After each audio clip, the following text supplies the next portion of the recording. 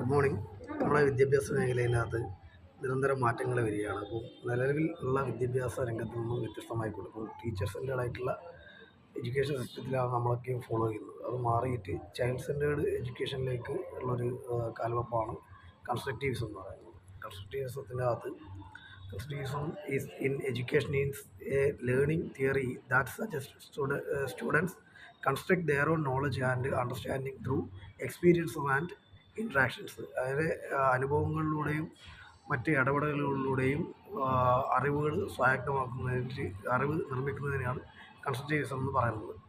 പിന്നെയുള്ളതിൻ്റെ പ്രധാനപ്പെട്ട key principles of constructivism ആണ്. ഒന്നാമത്തത് active learning. Students are actively engaged in the learning process constructing their own knowledge and understanding. രണ്ടാമത്തത് prior knowledge students for new learning.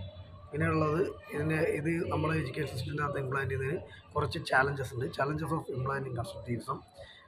അതിൽ ഒന്നാമത്തത് teacher റോളാണ്. Teacher must adapt to a facilitator role rather than a traditional lecture role. Lecture റോളിൽ നിന്ന് മാറിയിട്ട് ഒരു ഫെസിലിറ്റേറ്ററായിട്ട് teacher മാറണം.